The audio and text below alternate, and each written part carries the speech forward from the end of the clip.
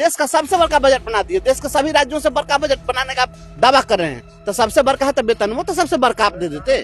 कि बिहार के जो शिक्षक हैं वो अभी भी किस लेवल के, किस कैटेगरी के एम्प्लॉय हैं, सो हमको बता दीजिए। इंडेक्स लेवल तलाश रहा है, वो अपना लेवल तलाश करने में लगा हुआ है कि हम किस लेवल के एम्प्लॉय हैं। शिक्षा, आशीर्वाद और प्रेम, ये तीन चीज दबाव में नहीं प्राप्त किया जा सकता है। शिक्षकों के साथ ही सबसे अधिक भेदभाव होता है। शिक्षा मंत्री को तो कुछ मालूम ही नहीं। आपको बता दें कि लगातार सदन में शिक्षकों का मुद्दा उठ रहा है और शिक्षक से शिक्षक नेता और फिर एमएलसी बने बंशीधर ब्रजवासी लगातार शिक्षकों के मुद्दे को उठा रहे हैं। बात चाहे सैलरी की हो या फिर ट्रांसफर पोस्टिंग की, एक बार फिर से बंशीधर ब्रजवासी ने शिक्षकों के मुद्दे को उठाया है। आप जरा ये वीडियो देखिए। विशिष्ट शिक्षक के ही नहीं, किसी भी शिक्षक के वेतन को आप बताइए, क्या वह वेतन सही ढंग से मिल रहा है? खूब बढ़िया से एकदम बजट अभी जो पेश किया गया है, उस बजट में देश का ये सबसे बड़ा बजट बता रहे हैं। यह अब तक का सबसे बड़ा बजट है। जो राष्ट्रीय औसत है बजट का, उसमें ये उसकी अपेक्षा यह सबसे ज्यादा है। राष्ट्रीय औसत 14% है, ये 20%।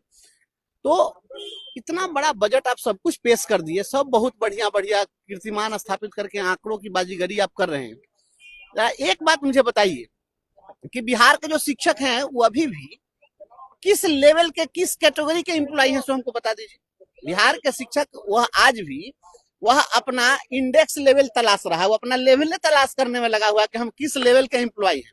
उनसे पूछा जाता है कि आपको किस लेवल की सैलरी दी जा रही है, तो स्टेट गवर्नमेंट के एम्प्लॉय के लिए जो सैलरी स्ट्रक्चर है, उसका जो पे इंडेक्स है, उसमें लेवल जो बना गया है वो किस लेवल का है, हमको बता दे शिक्षा मंत्री जी। यहाँ कोई लेवल नहीं है। आप देखें पिछले दिनों कि जिस प्रकार से विद्यालय अध्यापक, विद्यालय लिपिक और विद्यालय सहायकों के साथ किया गया, उनको आप बनाए राज्यकर्मी, वेतन दे रहे हैं। पहले तो चाइनीज कहते थे, नेपाली वेतनमान दे रहे हैं। तो शिक्षकों को अभी भी नेपाली वेतनमान मिल रहा है। आप कहने के लिए नामाकरण कर दिए। प्राइमरी स्कूल में प्रधान शिक्षक हो गए, हाई स्कूल वाले प्रधानाध्यापक हो गए। यहाँ स्थिति क्या है कि प्रधान का वेतन सहायक से कम है।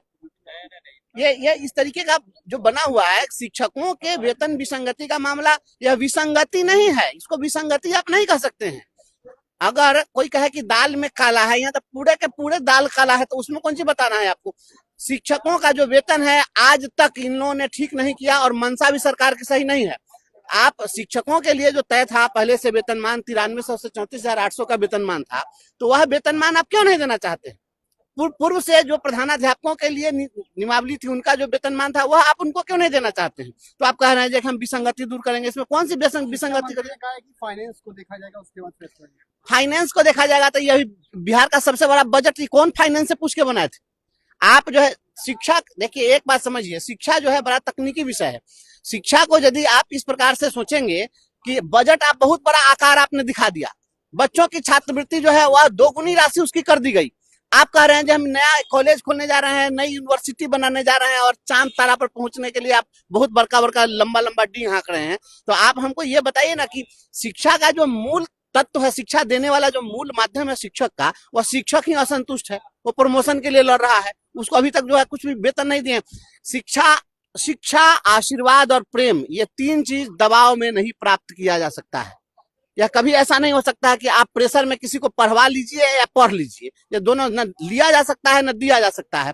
और जो भविष्य की चिंताओं से मुक्त नहीं होगा, वह व्यक्ति कभी भी सही शिक्षा नहीं दे सकता है। वो हमेशा लगा हुआ हमको वेतन कम मिल रहा है, तब विसंगति हो रही है, तो एचआरए हमारा गड़बड़ हो गया, तो हमारा मेडिकल गड़बड़ हो गया, तो हमको ट्रांसफर की समस्या बनी हुई है। तो इस तरीके से लगातार शिक्षक परेशान है और आप बड़का बड़का आंकड़ों की बाजीगरी कर रहे हैं। और बजट आप बना दिए, बिहार देश का सबसे बड़का बजट बना दिए, देश के सभी राज्यों से बड़का बजट बनाने का दावा कर रहे हैं। तो सबसे बड़का है तो वेतन, वो तो सबसे बड़का आप दे देते। तो आप चाइनीज को नेपाल, चाइनीज भी नहीं कहिए, नेपाली वेतनमान आप जो है दे करके और कह रहे हैं हम इसमें ठीक करेंगे। उसमें कौन चीज ठीक करिएगा? सीधा सीधा कहिए, ठीक ठाक नहीं करना है।